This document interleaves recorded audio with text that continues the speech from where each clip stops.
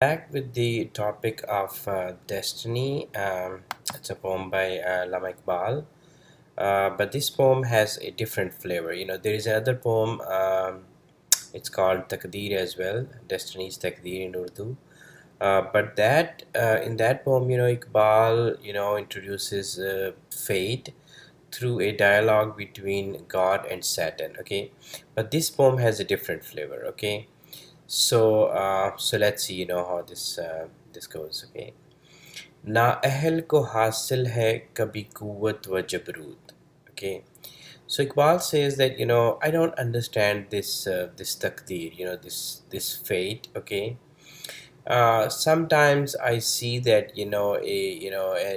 a person who is like you know in worldly terms, is just a worthless character. Okay, morally and intellectually, and in education, or so he's way below than others. Okay, but he gets power and quwwat jabrut. Okay, so he gets this power and wealth and all that. Okay, and है ख्वार ज़माने में कभी जौहर ज़ाती. And Iqbal says that I have seen that there are pearls. There are individuals who have developed their characters in a way that they are like pearls. Okay, but those pearls are they are being wasted. Okay, they are there in our societies and nobody recognizes them. Okay, so he says that I don't understand this. Okay, शायद कोई मंतक हो नेहा इसके अमल में. So maybe fate has a there is a reasoning behind this fate. Okay, तकदीर नहीं ताबे मंतिक नजर आती.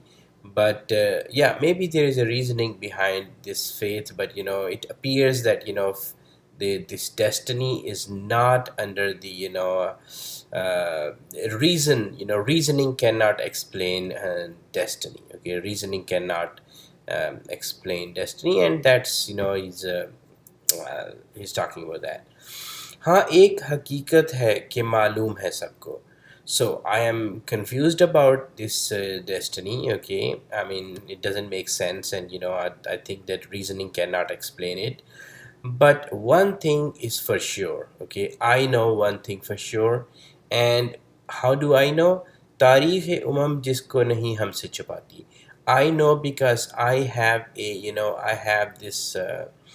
I have an understanding of history. Okay, I don't read history like others read. Okay, I take lessons from history. Okay, and history of nations, it tells us something. Okay, so now Iqbal, he wants to talk about the fate of a nation. Okay, so yeah, so fate of individuals, it can vary. Okay, it can vary, and sometimes it doesn't make sense. Okay, but for a nation, Iqbal, he will introduce this, that for a nation, it's very easy, to understand its fate. Okay, so how do we know? And we all can learn this, by reading history. Okay, by understanding history. Okay, not reading history.